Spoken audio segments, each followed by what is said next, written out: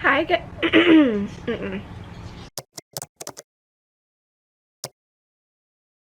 Hi guys, welcome back to my channel. My name is Lo. If you're new here, I am 24, recently 24. Happy belated birthday to me. I live on Oahu and I'm super excited to see you today. Before we jump into today's video, I just wanted to say a quick hello. Sorry, I've been a little absent lately. I was sick a few days before my birthday. My birthday was on the 8th. Today is the 12th. I took time to heal and readjust and get back into my schedule. So I'm so excited to be behind the camera again. Hi, I missed you.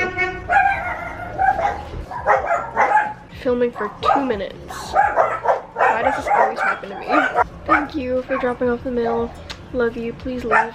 As I was saying, I'm super excited to be talking to you guys today. I had a weird couple of weeks, but I'm finally getting back into my video schedule and making content, so I'm very excited. You can still kind of hear it. I'm a little bit congested.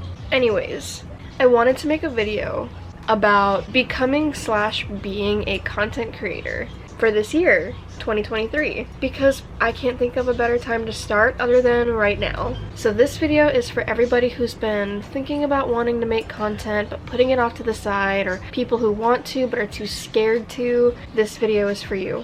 For a little bit of context, so you guys kind of get the idea of my experience and who I am and what I do on YouTube.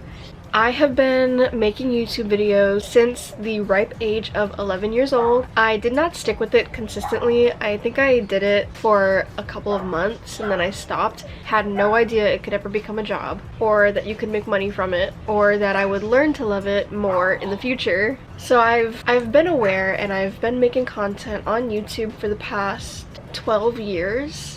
But for this specific channel that you guys are seeing this video on, I've only been making videos and I've only been keeping a consistent schedule for about 2 years. I built this channel from the ground up. I had nothing when I started. Now 2 years later, I am almost 2,000 followers in, which is so crazy. And aside from YouTube, I also make content on Instagram and on TikTok. So let's dive right in. With each topic that I tell you guys about becoming a content creator, I'm gonna tell you what it means to me as well, because I love talking about myself. So the first one we're gonna be talking about is starting small with your equipment. Because despite what you might think, you don't need such fancy equipment when you're just starting out on YouTube or content creating in general. Yes, there are things that you could invest in the future to better your content, but you don't necessarily need it when you're starting out. In fact, I think it's a little bit more realistic to start small with your equipment and then see what you might need as time goes on, instead of getting all of this expensive equipment all at one time and then end up not even using it.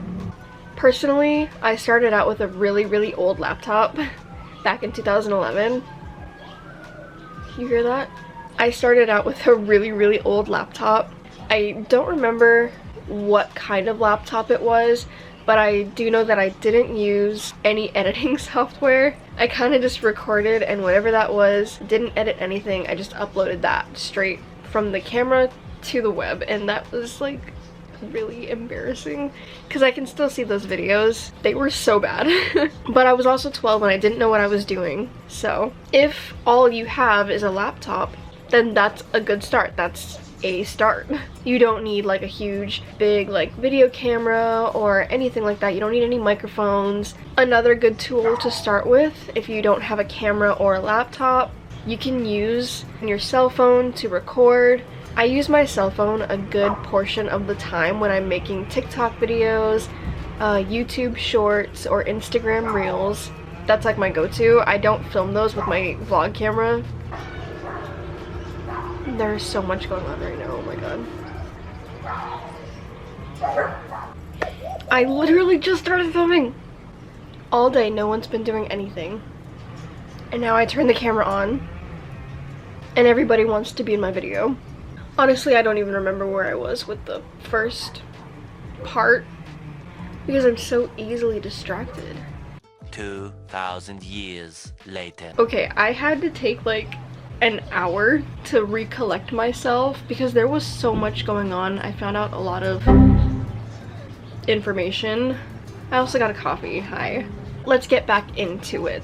I don't remember where I was with the equipment part, so I'm just gonna assume that I said what I wanted to say and said enough, so we're gonna move on from that. If you do have any questions, like if I did miss anything, just let me know in the comments and I'll definitely be sure to answer that because I answer and read all my comments because I love you guys. So the next part of the video that I wanted to touch on is the whole planning, scheduling, staying organized, and the whole time management of being a content creator.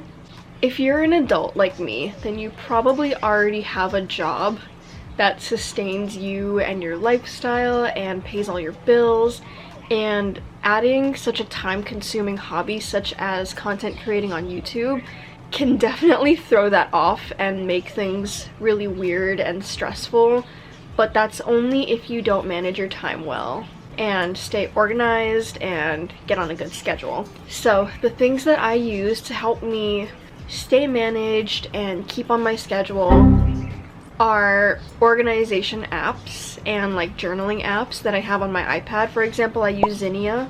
I use the Zinnia app on my iPad to keep track of all of my video ideas, and then I also have monthly templates where I write down my video schedules and then I can create different pages. This isn't an ad for Zinnia, but it might as well be because it's really like my holy grail for scheduling and staying organized for YouTube. I can create a new page and take video notes or like plan out videos or plan out thumbnails and things like that. So I like to keep my work schedule the same so that my video schedule can be the same otherwise, because they go hand in hand, and if one changes the other has to change as well. So I like to work 3 days max out of the week, maybe 4, because I can live comfortably off of that income. And I hear sirens again.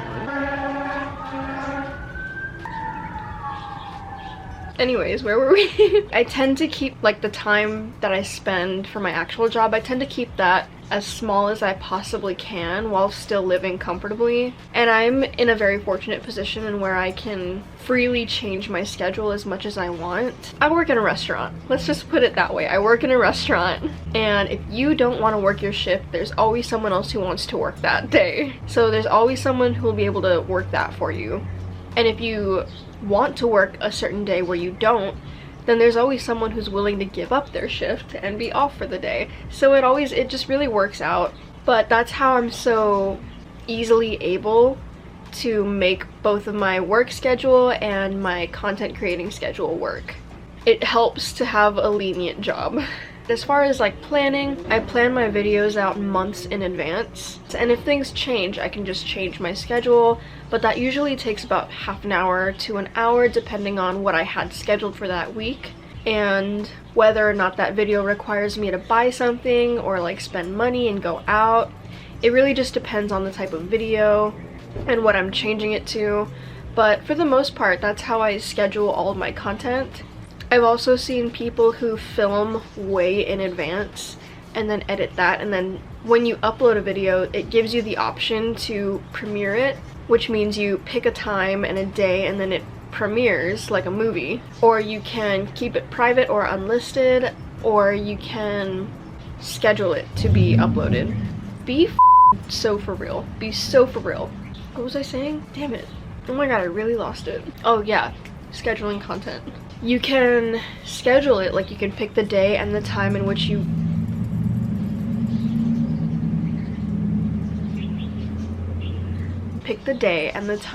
want your video to be public. And I did that with like all of my shorts.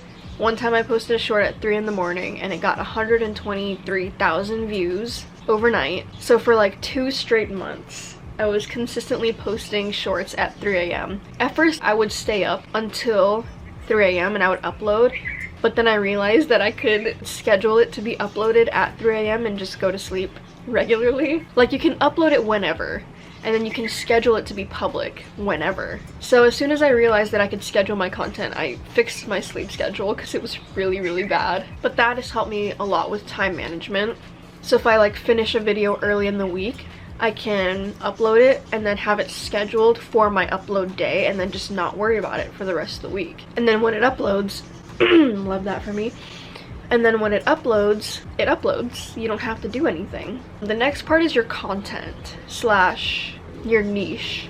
People talk about this all the time when they make videos like this, but I feel like your content doesn't, okay, niches help you grow. So if you're on this app to grow and that's all you're looking for, then a niche is a good way to start. A niche is basically like, what is your channel about? What are your videos about, your content? So it could be anything like gaming, or one of my friends does he has a fish tank channel, or you can do commentary channels. You've seen those weird channels where everything they do is a challenge, like Mr. Beast type of content.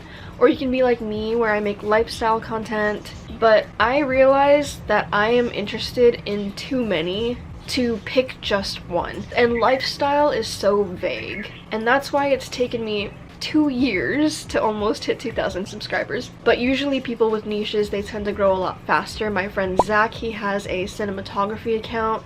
He's growing way faster than I was back then. Personally, I love lifestyle content because it allows me to do really whatever I want without expectations from everybody else. You know, like, you don't really know what I'm gonna make next because I do a little bit of everything. And I love that the most about YouTube. There are no rules. You can do whatever you want except for like bully and kill people. But that's like a rule for everywhere though. Like, just don't do that in general anywhere. But niches always really do help you grow if that's what you're looking for. If you're looking for like a creative outlet, lifestyle might be a good option for you too, because that's really what this is for me. It's just a creative outlet. But yes, the next part is being creative.